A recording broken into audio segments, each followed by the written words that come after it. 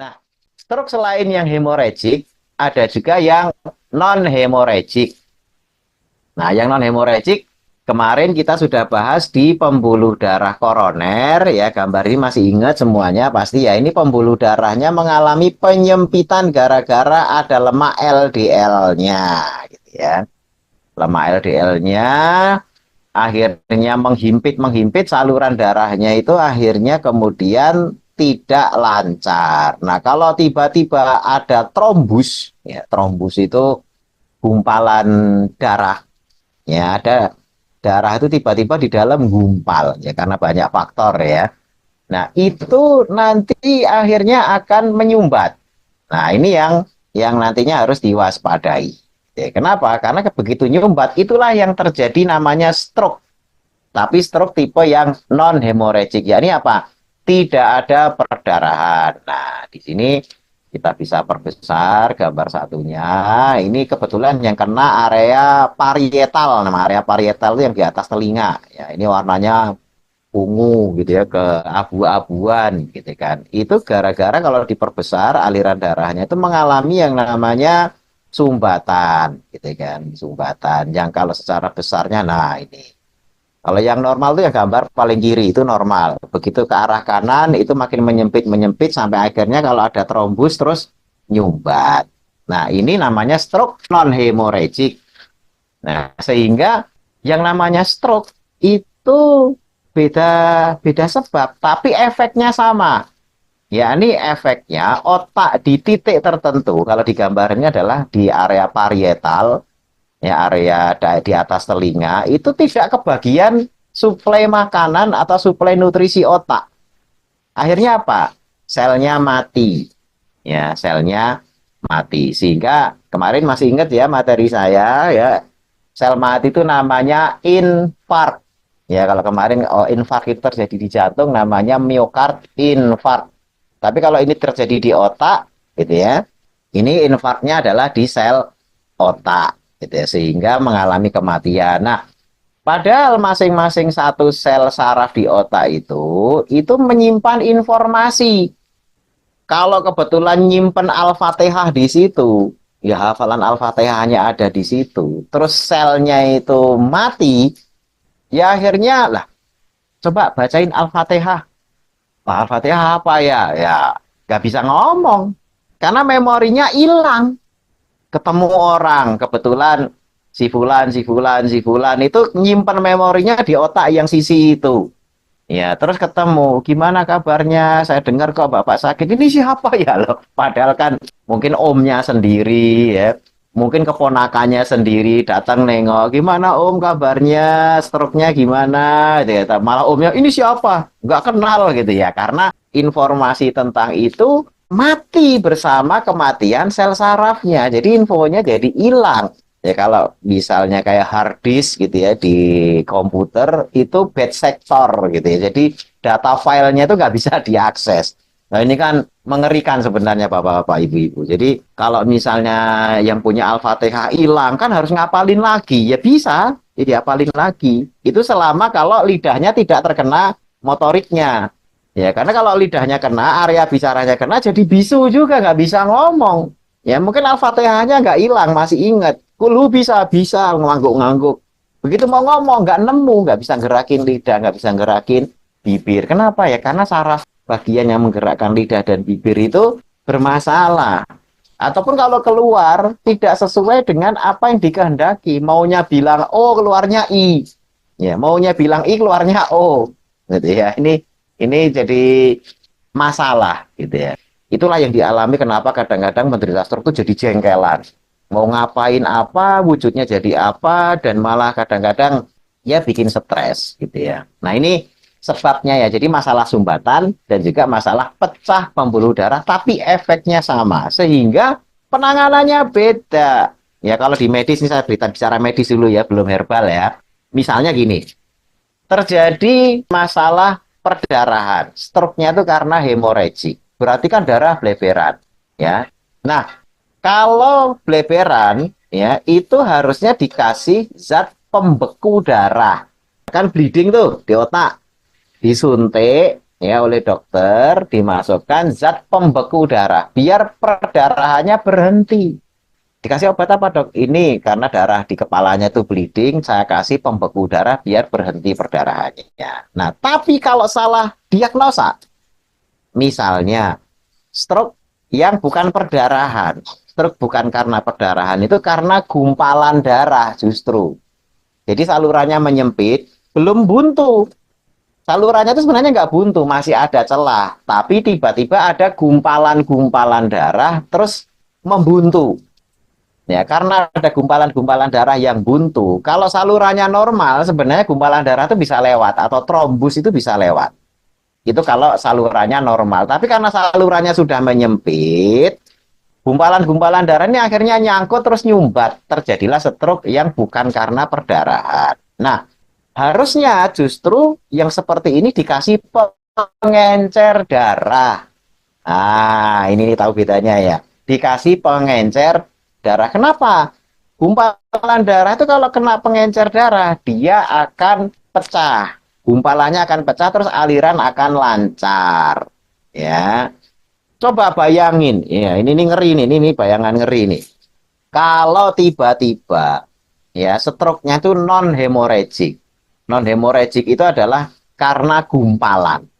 Ya karena gumpalan terus nutup saluran. Terus tiba-tiba dikasih zat pembeku darah karena disangkanya oh ini stroke karena perdarahan otak. Ya dikasih pembeku darah. Itu salurannya tambah mampet. Ya, paham ya Bapak Ibu ya. Jadi hati-hati nih jangan sama. Ini tetangga stroke berarti sama dengan tetangga saya yang sampingnya. Enggak. Ya jangan disamain. Stroke itu macam-macam penyebabnya, ada yang hemorrhagic dan non hemorrhagic. Kenapa di CT scan? Ya di scan kepalanya. Ya biar tahu ini darah pecah atau darah mampet. Ya kalau darah pecah dikasih pembeku. Tapi kalau darah mampet dikasih pencair. Ya pencair aliran darah gitu ya. Jadi akhirnya mudah-mudahan dengan ini tercerahkan gitu ya. Jadi tidak sembarangan nangani stroke itu. Oh yang sono dulu stroke saya lihat dokternya cekatan dikasih ini gini ini kok beda deh loh. Karena kasusnya beda juga, kondisinya juga beda. Ya bayangin kalau darahnya bleberan ya karena hemorrhagic terus dikasih pencair darah atau pengencer darah. Wah itu kan tambah berdarah-darah kemana-mana. Nah ini malah bukannya nolong tapi malah memperlancar perdarahannya. Ya bisa meninggal pasiennya. Makanya harus hati-hati. Ini pentingnya membagi stroke non hemorrhagic dan hemorrhagic. Ya biar tahu setelah itu tahu penanganannya. Nah, kemudian berikutnya akibat stroke. Stroke ini akan menyebabkan saraf motorik atau sensorik rusak. Motorik itu untuk gerak. Sensorik itu untuk merasakan. Contoh misalnya setelah stroke kok kebas, nah itu berarti sensoriknya kena. Kebas itu nginjek puntung rokok nggak kerasa, gitu ya.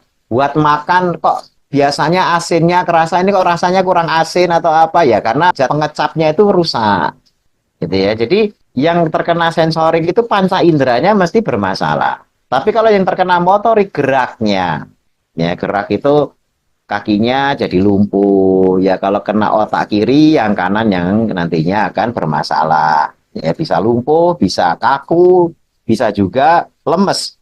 Jadi tergantung gangguan sarafnya di mana. Ada stroke yang tonik, tonik itu tonusnya meningkat. Jadi kaku, nggak bisa ditekuk. Oh, kaku gitu. Ada stroke yang malah lemes, kewer-kewer gitu ya. Tapi ya nggak bisa digerakin. Jadi ada yang kaku kenceng, ada yang kewer-kewer gitu ya, sama-sama lumpuh, tapi bentuk lumpuhnya beda. Ada yang klonik, ada yang tonik gitu ya.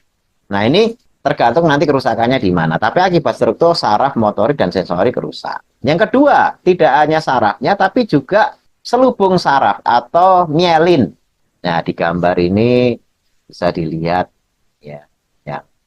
Mielin, selubung mielin. Ya, selubung mielin itu di sini, nah ini kayak sosis gitu ya. Gambar kayak sosis. Nah, selubung mielin itu yang di luar, paling luar itu selubungnya. Kalau ini saya gedein gitu ya. Nah, selubung mielin ya yang di itu ada tulisan selubung mielin. Mielin itu adalah lapisan pembungkus saraf, tapi juga sekaligus menghantar. menghantar impuls saraf. Misalnya gini, Bapak-bapak ibu-ibu nginjek puntung rokok yang panas. Nah, itu kan cepat sekali nginjek, tidak terus nunggu semenit baru kerasa panas. Ah, itu mah berarti gangguan transportasinya lambat banget. Orang nginjeknya tadi kok baru kepanasannya semenit kemudian. Itu berarti sarafnya bermasalah, kurang cepat. Ya, jadi mielin itulah yang mengirim informasi dengan cepat. Ya, begitu injek puntung rokok, tengguh panas, kaki langsung diangkat. Nah, itu disitulah terjadi yang namanya respon motorik. Ya, sensoriknya itu nginjek panas, motoriknya kaki diangkat, gitu kan. Nah, itu responnya itu dihantar, ya rasa panas itu oleh mielin. Nah, makanya kalau mielinnya rusak, nah ini hati-hati, kebas, itu akhirnya jalan-jalan, nginjek duri, berdarah-darah, nggak terasa nyeri. Karena mielin yang mengirim sensor saraf, panas, dan lain sebagainya itu rusak. Jadi ibaratnya telepon ya di ujung A dan ujung B, yang A teriak halo halo halo ya, tapi transmisinya itu nggak bagus, yang B nggak denger apa-apa. Ya itu sama. Yang ujung sini nginjek puntung rokok ya, tapi yang ujung sini rasa panasnya itu nggak nyampe karena salurannya nggak nyambung gitu ya. Itu stroke itu efeknya jadi kayak gitu. Nah, ini betapa ngerusaknya gitu ya. Kemudian kerusakan terjadi di area tertentu. Artinya tergantung luas dari kerusakannya. Ada yang kecil, ada yang luas, ada yang terkena itu cuma telapak kaki. Tapi ada yang terkena itu dari kaki bawah sampai ke atas.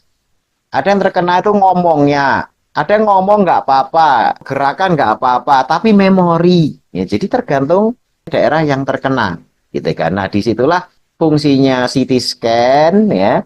Oh, area ini adalah area untuk misalnya pengecap. Oh, ini area ngomong. Oh, ini area gerak dan lain sebagainya itu ada semua. Oh, ini untuk jempol. Ini area untuk kelingking. Oh, ini area untuk jari tengah dan lain sebagainya. Itu ada di otak kita itu. Sehingga pada titik tertentu terkena, jempolnya lumpuh misalnya, atau nggak ngerasa, atau lemes. Nah, itu beda-beda.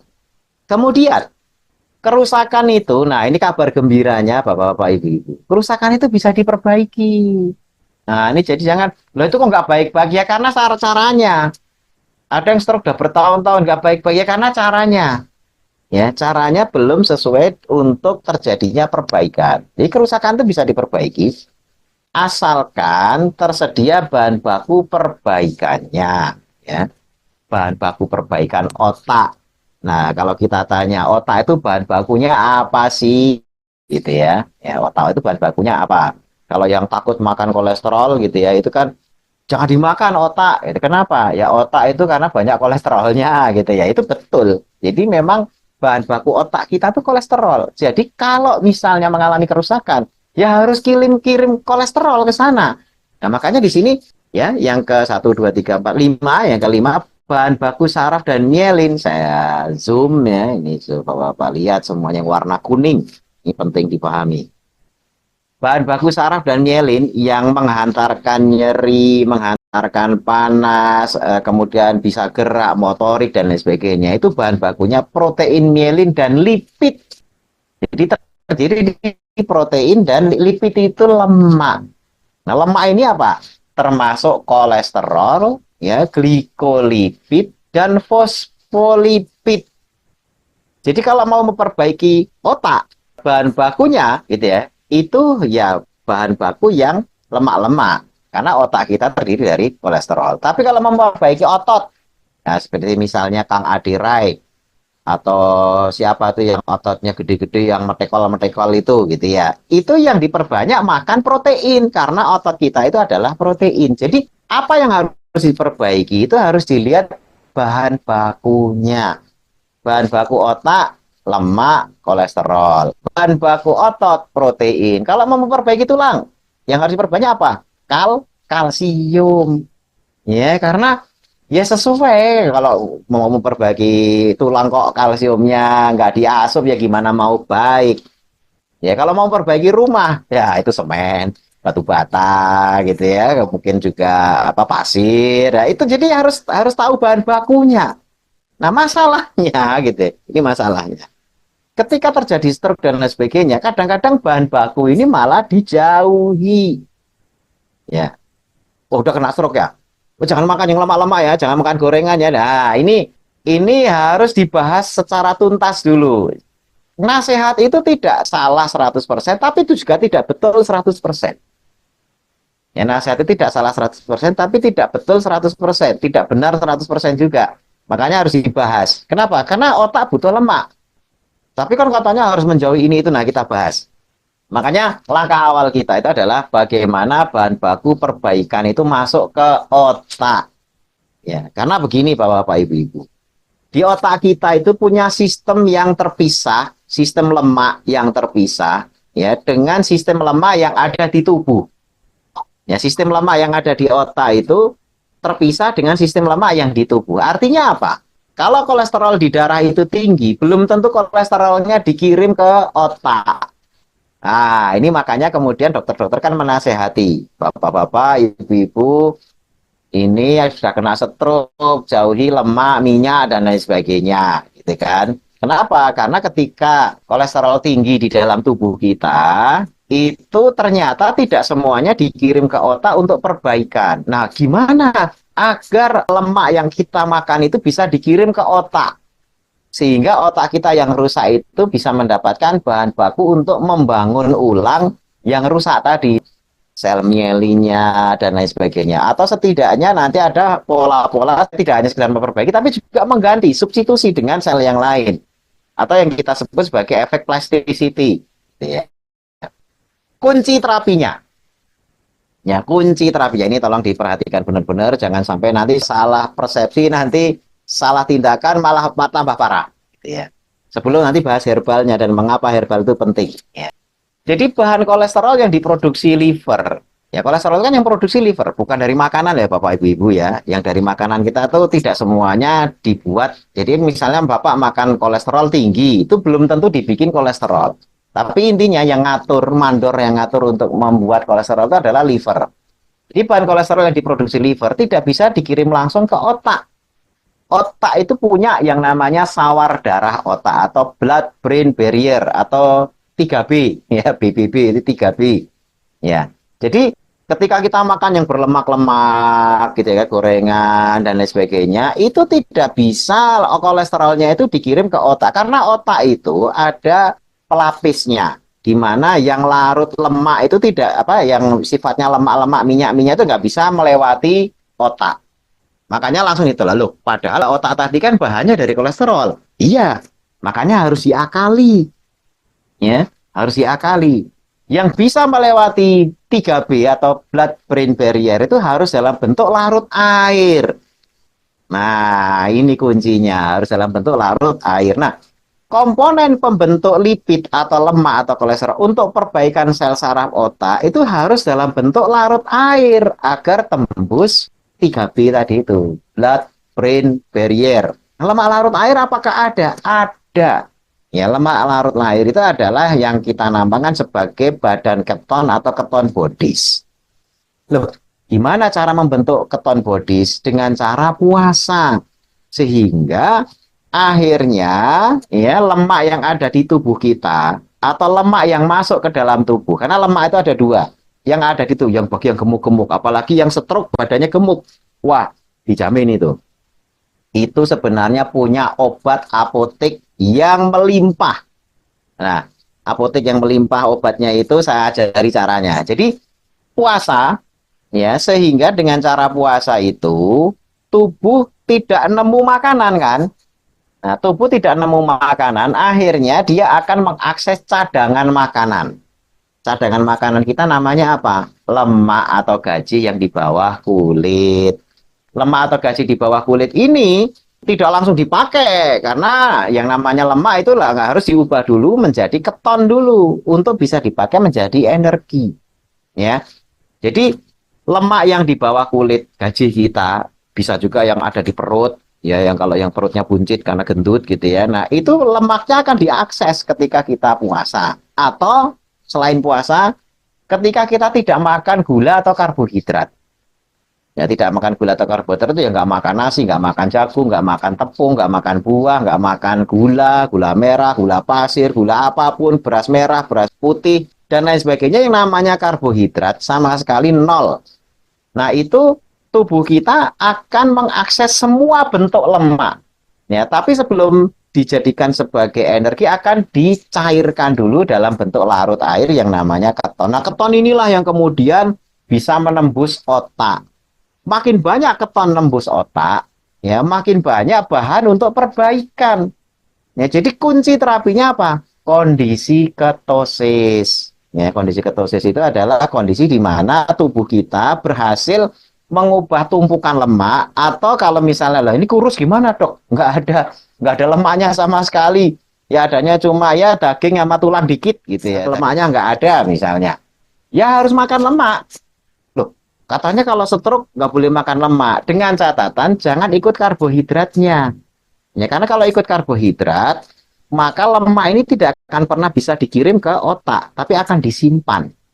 Ya, jadi kalau bisa dikirim ke otak itu lemak itu harus dibuat cair ya dengan bentuk yang namanya keton. Ya, keton ini baru dikirim ke otak, barulah di otak itu di metabolisme otak sendiri itu yang tadinya larut air diubah menjadi lemak lagi, diubah jadi kolesterol, diubah jadi lipid, fosfolipid, glikolipid, gitu ya, kolesterol, mielin dan lain sebagainya yang terdiri dari lemak-lemak semuanya itu diawali dari ngirim keton, bukan ngirim kolesterol. Ya, makanya memang Allah SWT itu sengaja ya menyimpan obat itu dalam bentuk yang harus pakai mujahadah. Tadi kenapa mujahadahnya? Karena ketosis atau keton itu hanya bisa diakses kalau kita puasa. Ya, jadi lifestyle pemulihannya itu puasa. Menginisiasi ketosis itu dengan puasa. Seperti misalnya Bapak-bapak, Ibu-ibu puasa Ramadan. Ya, puasa Ramadan. Pagi nggak sahur misalnya. Itu kalau pagi nggak sahur, makan terakhir adalah buka puasa jam 7 jam 8 misalnya. Pagi hari nggak sahur. Itu jam 8 pagi itu sudah ketosis. Ya, jam 8 pagi, 12 jam tidak kemasukan makanan, itu langsung sudah ketosis. Ketonnya banyak. Keton di tubuhnya itu banyak. Keton inilah yang nantinya bisa dikirim ke otak. Dikirim ke otak, nantinya akan dipakai sebagai bahan baku ya, seperti tadi. Yang namanya mau memperbaiki bongkar pasang itu kan ya harus punya bahan bakunya. Tembok ya, dikirimlah batu bata, semen, pasir, dan lain sebagainya.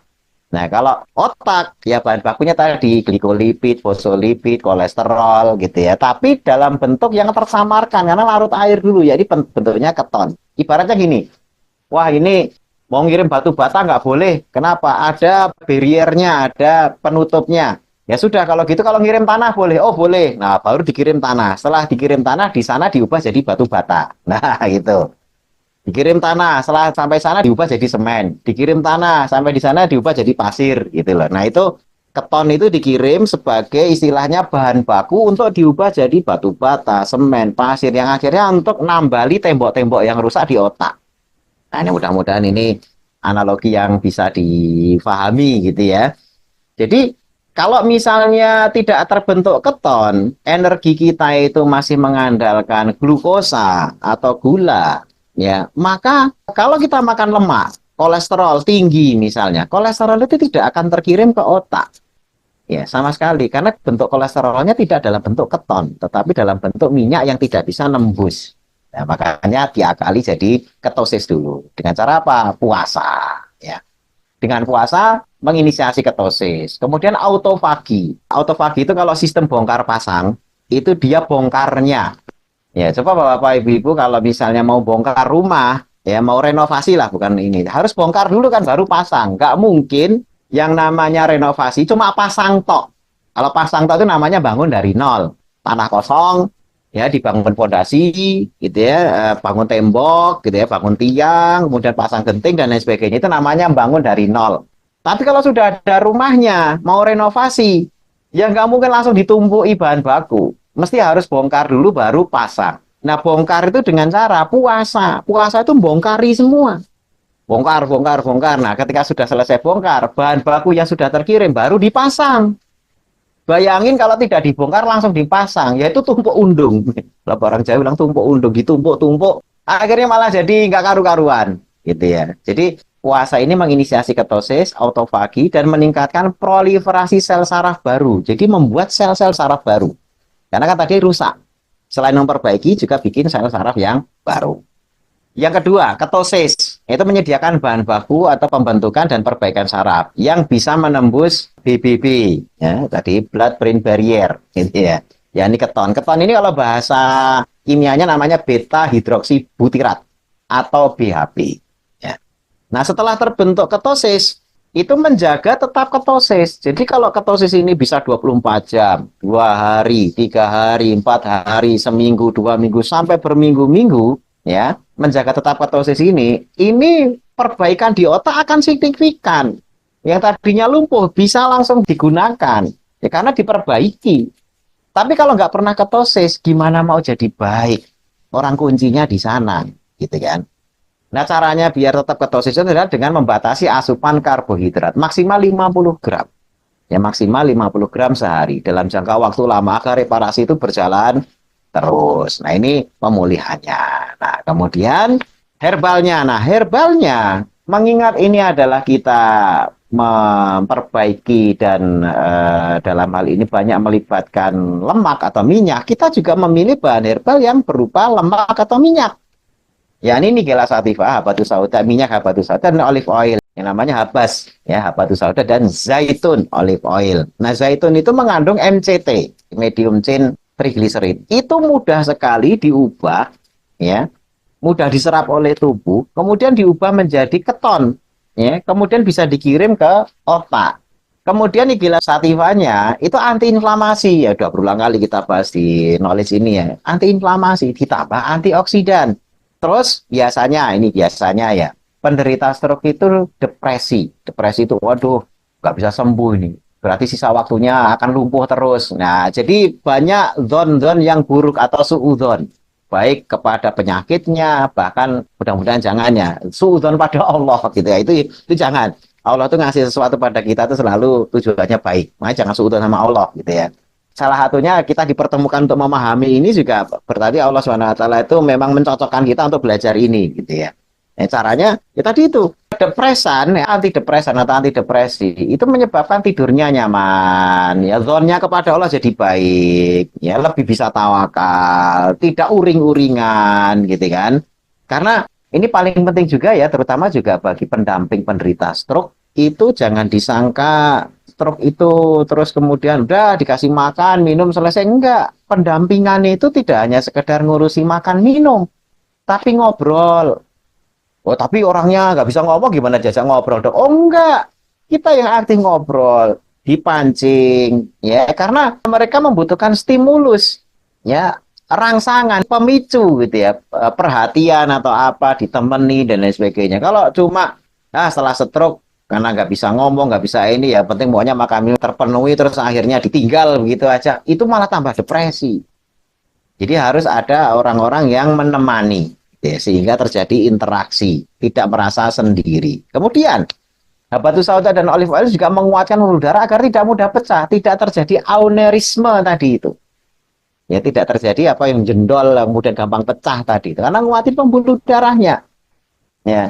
Ya, kita nggak tahu Bapak Ibu atau saya sendiri itu punya apa enggak, tapi kalau rutin minum ini mudah-mudahan pembuluh darahnya lebih kuat, tidak mudah pecah. Karena selain sumbatan, stroke juga disebabkan karena adanya perdarahan karena pembuluh darah pecah. Ya. Kemudian upayakan konsumsi habatus sauda dan zaitun yang jenis minyak agar mudah dimanfaatkan oleh tubuh, agar mudah dikirim ke otak tadi itu juga dalam bentuk yang ya kita sudah pelajari sebelumnya gitu ya. Jadi kalau ada bentuk serbuk dan sebagainya, ya itu juga habatus sauda gitu kan.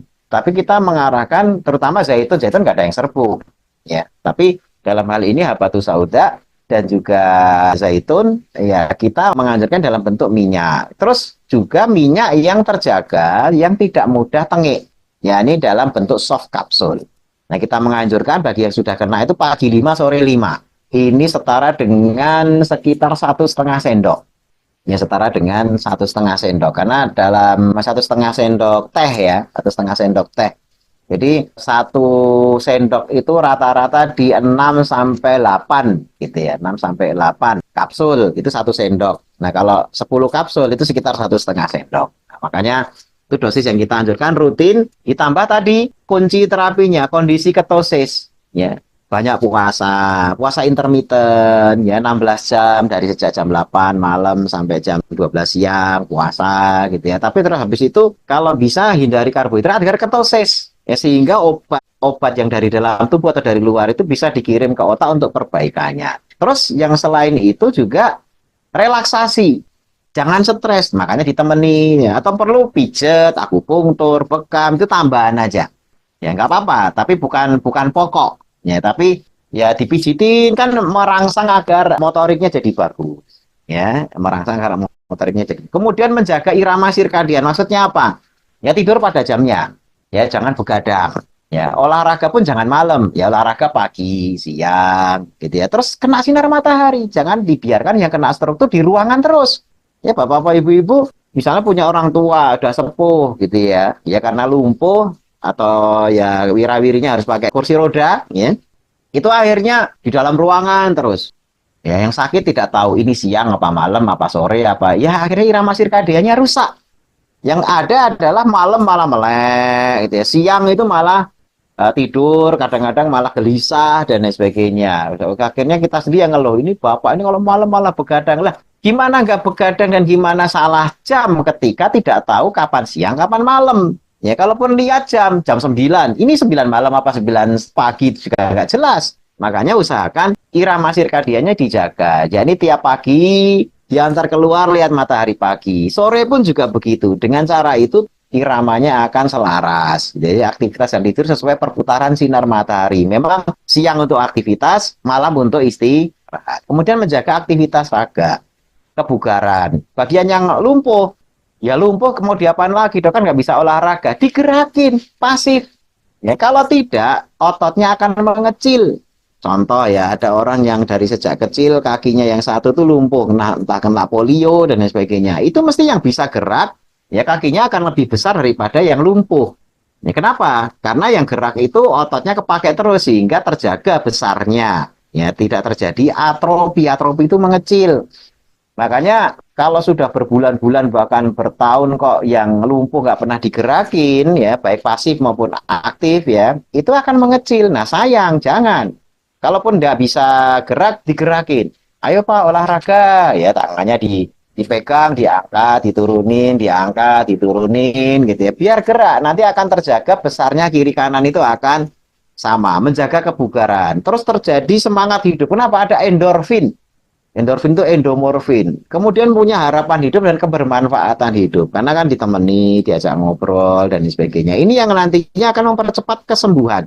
Selain terus di otaknya itu ketonnya itu memperbaiki reparasi gitu ya. Jadi di pusat itu diperbaiki, rakyatnya di bawah itu ya disuruh demo.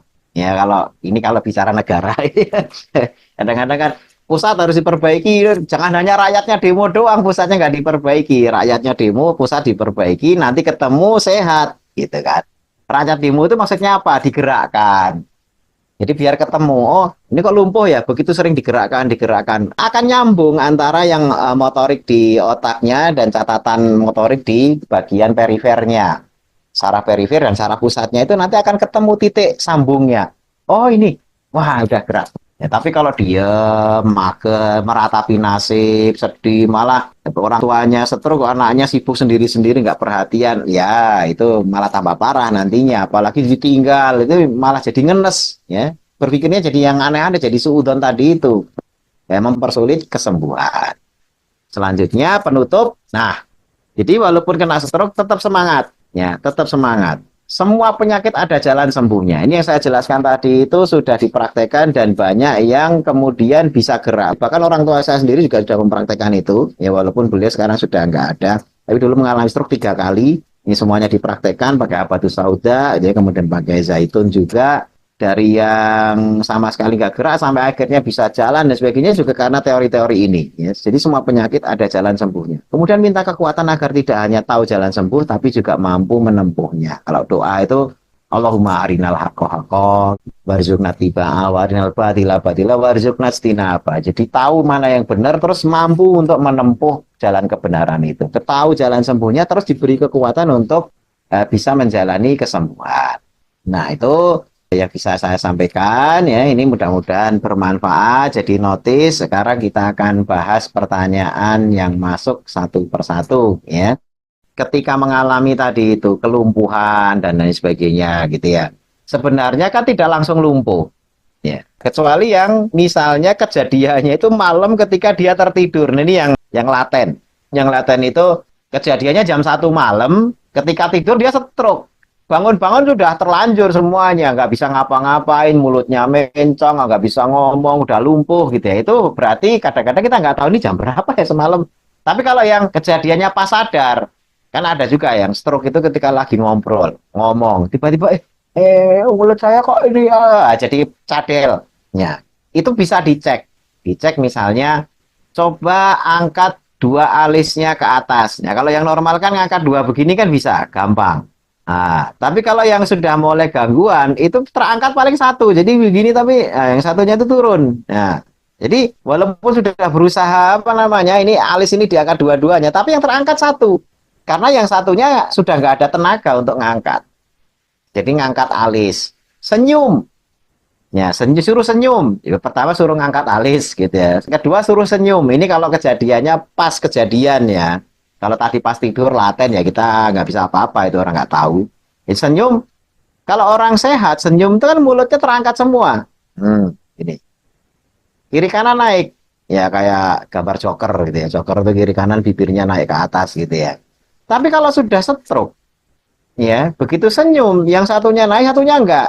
Ya, jadi nggak sinkron. Ini pas senyum begini, yang satunya nggak terangkat sama sekali. Nah, itu gejala-gejala. Terus yang kedua, tangan.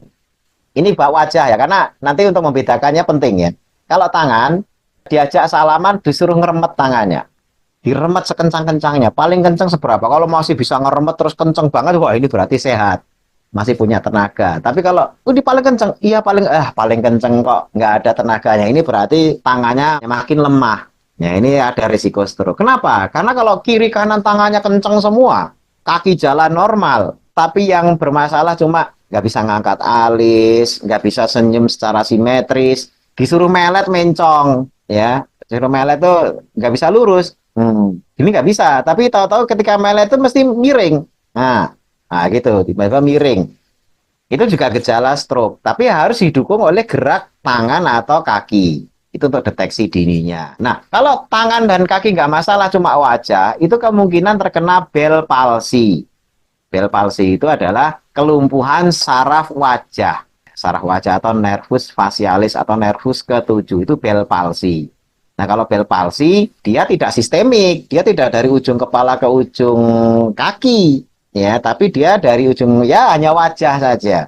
Makanya ada yang tetangganya kena gejala stroke, tapi masih bisa jalan. Oh, itu bukan stroke. Itu hanya Bell palsy. Dok, Bell palsy itu stroke wajah. Artinya apa sudah ada sumbatan ringan di pembuluh darah otaknya, dok? Oh, bukan. Bell palsy itu sarafnya bukan di otak. Ya, bukan karena sumbatan di otak, tetapi saraf yang menginervasi atau mensarafi wajah kita. Makanya saya bilang itu gangguan di saraf nomor 7, nervus facialis. Jadi bukan karena sumbatan di otak, oh sudah kena, yang ini bukan. Kalau stroke, itu ya sumbatan di otak, betul. Tapi kalau Bell palsy bukan. Jadi itu beda. Untuk yang sudah terkena stroke, kita nggak tahu stroke jenis mana. Apakah Habas bisa untuk penyembuhan stroke? Nah, kalau tidak diketahui, apakah ini hemorrhagic atau non-hemorrhagic? Karena kebetulan ketika kena stroke itu, tidak pernah berobat ke dokter. Jadi tahu-tahu misalnya, maaf, mungkin kondisi ekonominya atau apa gitu ya, terus kena stroke. Ya, kita pengen bantu tetangga ini, tapi saya nggak tahu ini hemorrhagic atau non-hemorrhagic. Sebenarnya itu tidak masalah. Ya, Habas itu bisa dipakai non-hemorrhagic maupun yang hemorrhagic. Yang non-hemorrhagic nanti akan membuang lapisan, ya, yang kemarin kita sudah terangkan di bab jantung koroner. Lapisan LDL-nya itu akan terkikis. Ya, sumbatannya akan bagus. Sumbatannya akan terbuka. Sumbatannya akan terkikis, akan lancar. Kemudian kalau yang hemorrhagic, kan pembuluh darahnya dikuatin tadi. Kita sudah bahas pembuluh darahnya dikuatin. Dan kejadian hemorrhagic dan non-hemorrhagic itu kan stroke itu kan cuma sekali kejadian itu. Jadi kalau ditanya, stroke itu sebenarnya apa? Stroke itu adalah kondisi. Seperti misalnya gini, Bapak Ibu-ibu ditanya, ini sering terjadi ya pertanyaan ini. Sakit apa? Ini kecelakaan lalu lintas. Nah, ini kan sebenarnya nggak sinkron antara pertanyaan dan jawaban. Kenapa ke rumah sakit? Sakit apa? Kecelakaan lalu lintas. Oke, itu kecelakaan lalu lintas. Terus kenapa dibawa ke rumah sakit? Lah ya kecelakaan lalu lintas loh. Ya nggak cocok. Dibawa ke rumah sakit itu misalnya harus diperjelas. Kecelakaan lalu lintas, oke. Dengan kecelakaan itu, yang sakit apa? Kecelakaannya sudah ya sekali itu. Oh, kecelakaan lalu lintas, kakinya patah. Nah, ini baru benar. Kakinya patah. Sehingga nanti ketika masuk rumah sakit, dia akan dibawa ke ortopedi untuk dilakukan perbaikan kakinya yang patah itu. Karena kecelakaan lalu lintas cuma peristiwanya. Tapi efek yang ditimbulkan dari kecelakaan lalu lintas adalah kakinya patah. Sehingga masuknya ortopedi. Tapi kalau kenapa? Kecelakaan lalu lintas. Iya, kecelakaan lalu lintas. Tapi terus kenapa kecelakaan lalu lintas? Ini telinganya kemasukan air gara-gara nyusap ke lumpur. Itu nggak bakal dibawa ke ortopedi. Itu dibawanya ke THT. Ya, dokter THT itu nanti akan lihat telinganya. Ya, telinganya dikorek-korek. Waduh, ini kemasukan nih. Ada belutnya nggak ini masuk gitu ya, dibersihin gitu ya. Ya karena walaupun sama-sama kecelakaan lalu lintas, tetapi problemnya adalah di telinga. Yang satu problemnya di ortopedi. Ya kan nanti yang lain lagi kecelakaan lalu lintas, robek kakinya. Ya tidak perlu ortopedi, tidak perlu THT. Ya dia dijahit yang bagian robeknya itu. Jadi stroke itu sama. Ya stroke itu sama. Stroke itu cuma kejadiannya. Ya, tapi setelah kejadian itu yang rusak apa? Nah, disitulah nanti masing-masing ditangani berdasarkan kerusakannya. Jadi tidak lantas sakitnya apa? Stroke, iya tahu stroke. Terus, ya iya stroke lah, iya. Habis stroke ngapain? Kok stroke? Lumpuh nggak? Oh nggak lumpuh gitu kan. Lah terus ya cuma nggak bisa ngomong. Oh ya berarti problemnya nggak bisa ngomong. Nah, nanti kita penanganannya adalah di sisi ngomongnya. Ada yang ngomongnya lancar ini lah, terus tapi nggak bisa nginget. Oh ya berarti memori gitu ya. Nanti gimana cara memperbaiki memori. Jadi sesuai tadi itu kayak kecelakaan lalu stroke itu kayak kecelakaan tadi itu. Sehingga nantinya kalau pakai herbal, herbalnya sama. Hanya tinggal nanti penekanannya, dia keluhannya di mana, disitulah nanti diperbaiki. Kalau keluhannya itu adalah susah ngomong, harus dipancing, dilatih, diajak ngobrol. Ada terapi bicara, gitu kan? Itu biasanya fisioterapi. Tapi nggak perlu ke fisioterapi juga dilatih di rumah juga nggak apa-apa. Karena saya pernah, ini kejadian nyata. Teman dekat akrab gitu ya, stroke, hafalan Al-Fatihah sama kulhunya hilang. Yang lainnya masih ingat. Jadi kulhu sama Al-Fatihahnya itu hilang. Itu nangis terus itu. Kok saya ke Al-Fatihah nggak apa lagi ya, coba akhirnya diajari lagi, diajari kayak anak TK ya, usianya padahal udah punya anak punya cucu, kayak anak TK diajari Al-Fatihah gitu ya, karena memang yang hilang itu ya, kalau nggak bisa ngomong ya dilatih ngomong sampai akhirnya ketemu sambil diperbaiki tadi lifestyle-nya agar ketosis tadi itu. Makanya untuk penyembuhan stroke kalau nggak diketahui nggak ada masalah, karena ini bisa untuk hemorrhagic dan non hemorrhagic. Kemudian tangan dan kaki terasa kebas dan panas. Kenapa? Dan harus minum herbal yang mana? Terima kasih. Nah, sebenarnya ini belum tentu stroke ya, belum tentu stroke. Kebas dan panas itu macam-macam. Pertama, bisa dari diabetes. Ketika sudah komplikasi yang namanya neuropati perifer. Jadi komplikasi dari diabetes. Jadi kalau panas dan kebas ini, coba cek gulanya dulu. Ya, kalau nanti, waduh gulanya tinggi, HbA1c-nya tinggi, ya perbaiki. Nanti insya Allah kebas dan panasnya hilang. Ya. Yang kedua, saraf kejepit. Ya, saraf kejepit. Saraf kejepit dicek daerah mananya yang terkena kebas ini. Ini kan tangan dan kaki gitu ya. Tangan bisa kena saraf kejepit. Kalau tangan itu saraf kejepitnya biasanya di sekitar leher dan tengkuk. Ya, pundak. Ini ada plexus brachialis. Ini isinya saraf banyak banget. Sedikit kejepit, tangan ujung kita itu bisa kebas, terasa panas dan sebagainya. Kalau kaki biasanya kejepitnya itu di area lumbar. Lumbar daerah perut. Jadi pinggang, perut, terus sama ini apa sakrum. Sakrum itu daerah dekat dubur gitu ya. Nah, itu kalau ada saraf kejepit di situ, kaki itu kebas, panas. Yang pertama tadi diabetes ya, tolong dicek gitu ya. Saya nggak bisa memastikan langsung ya, karena kemungkinannya banyak. Nanti tiwas saya, ini harus hindari ini, ternyata bukan. Makanya ini kemungkinannya. Yang kedua itu saraf kejepit, gitu kan. Yang pertama tadi itu adalah diabetes. Nah, yang ketiga itu adalah kekurangan vitamin. Vitamin apa? Neurotropik. Vitamin B dalam hal ini. Ya, vitamin B apa? B1, B6, B12, terus asam folat gitu ya. Nah, itu ya harus diperbanyak. Jadi intinya minum vitamin B kompleks lah kalau pengen semuanya dapat ya. B1, B2, B3, B6, B12 itu semuanya dikonsumsi untuk kebutuhan sarafnya biar tidak. Itu kan sebenarnya sinyal sarafnya jerit-jerit karena kurang nutrisi gitu ya. Itu kemungkinan ketiga. Nah, itu dengan habatus sauda atau habas atau zaitun tadi bisa nggak? Oh bisa, kan kemarin sudah kita bahas vitamin B-nya berapa, nutrisinya berapa, sudah gitu ya. Atau kalau mau nambah suplemen yang lain silahkan. Dok, gimana kalau sebelah wajahnya gerak-gerak sendiri? Gimana cara? Wah, ini namanya tik. Ya, namanya tik. TIC. Kita tahu-tahu apa kalau bahasa kita apa ya? Kedutan. Tahu-tahu gerak-gerak. Ya, kayak maaf, kemarin mungkin yang nyembelih binatang korban ya, ketika disembelih itu kadang daging itu ada yang keder-keder sendiri gitu ya. Gerak-gerak, gemetar-gemetar sendiri. Nah, itu tik. Cuma itu kan ganggu gitu ya kalau di wajah. Padahal kita apalagi ngadepi kalau laki ngadepi perempuan, lagi ngobrol biar tiba-tiba gerak sendiri dikira naksir nanti gitu ya. Nah, itu bahaya gitu ya. Padahal ini kan, oh ini maaf ini enggak ini kok enggak ini enggak sengaja gitu ya. Makanya itu gangguannya di sistem sarafnya. Tapi bukan bukan stroke ya. Apakah bisa dengan habatus sauda tadi? Bisa, dioles saja. Dioles terus kompres air hangat. Ya, karena itu sebenarnya lebih ke reaksi inflamasi. Padahal ini kan ada inflamasi lah. Kalau kapsul gimana? Dibuka aja kapsulnya, dioles ya. Setelah itu terus dikasih air hangat. Terus kunci utamanya tidur cukup. Ya tidur cukup. Jadi otot kenapa kayak gitu itu karena istirahatnya kurang. Baik, ini saja yang bisa saya sampaikan. Mudah-mudahan diskusi knowledge pagi hari ini bermanfaat.